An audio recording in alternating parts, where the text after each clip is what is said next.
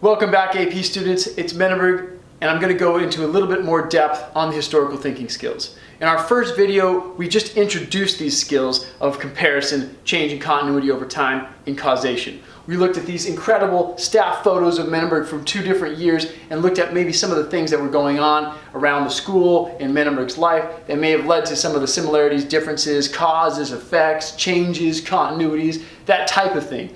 In our last video, however, we looked a little bit closer at comparison. In this video, we're going to look at CCOT, change and continuity over time, by way of these prompts that the College Board has given us. Now, before you worry about whether or not you've studied the content in these prompts, just understand that we are really looking more at the wording of the prompts, these cue words that tell us as readers, or as students rather, what skill we are being asked to do. Remember, as we take these tests, as we look at these questions, one of the biggest barriers for students in their success is their inability to do what is asked of them. In other words, they struggle to understand what the prompt is asking.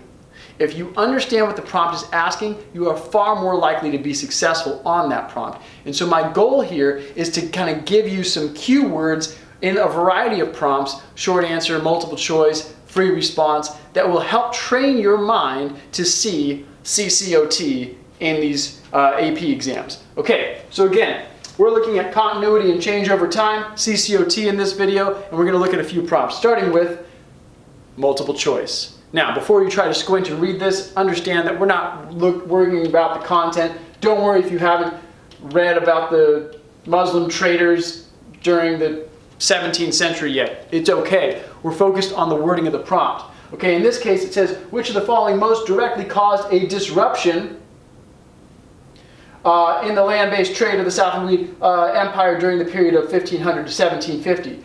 Don't worry about the choices. Again, you're looking at key words like change, disruption, remain, continued, etc. These tell you that it's a CCOT prompt. Okay?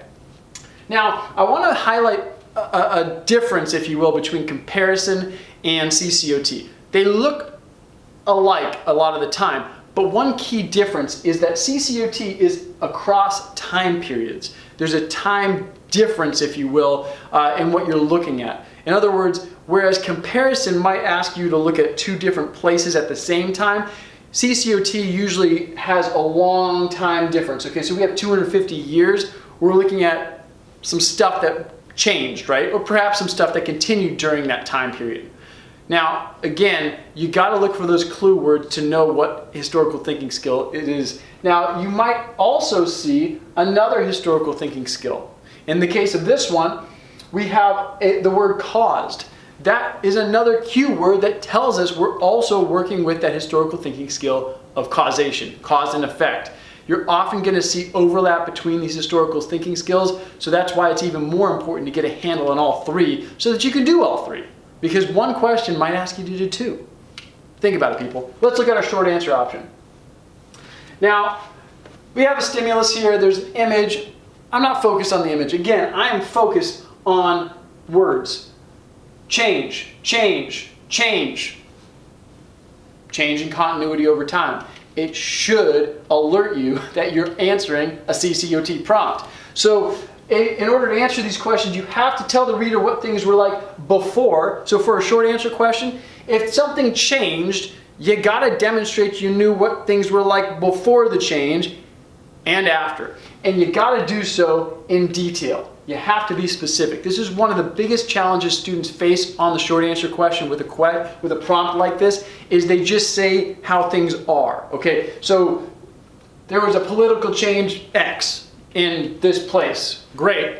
Well, what was it a change from? If you don't tell us that, it's not quite enough to get all 3 of the ACE components for a short answer question.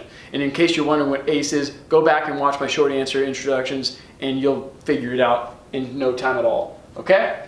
Expanding your evidence might delve into why the change took place, or in the case of a continuity, why things might have stayed the same. This is one way to get the expansion point for the short answer question, but a prompt like this, you're looking at a political change. Here's what it was like before, here's what it's like after. Expansion, why did that happen? In detail. No problem, people. Take some practice, but you're going to get it. Okay? Lastly, I want to look at a free response question. Again, don't worry about the content. It says develop an argument that evaluates the extent to which colonial economies in the Americas in this period relied on the introduction of new systems of labor. So I want to highlight the word transform and the word introduction, because these are our clue words that this is a CCOT type prompt. Like the SAQ, you gotta delve into details on what things were like before they were transformed and what things were like after the transformation with the introduction of whatever it was, the new systems of labor. Okay, you gotta be detail oriented in this. You can't just say things were never the same or things changed for the better or things changed for the worse. You can get there, but you gotta go into more specific details. And in our LEQ and DBQ videos, we're going to tell you a little bit more about what those specific details and that evidence actually looks like. For now, I just want you to be able to highlight those key words so that you can be successful in answering these prompts.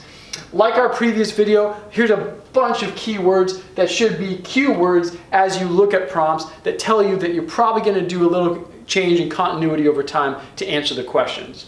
Okay, so let's pause here for a moment, and hopefully you can get an idea of what to do as you look at these prompts or look at these words.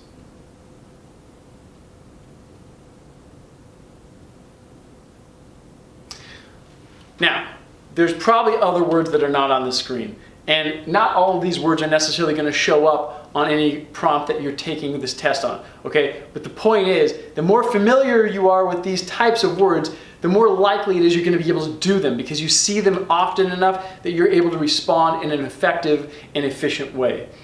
Again, I'm going to do another video on causation next, but I hope these have been helpful so far. If you have questions, just post the comments, and remember, my friends, life is about choices. We'll see you next time.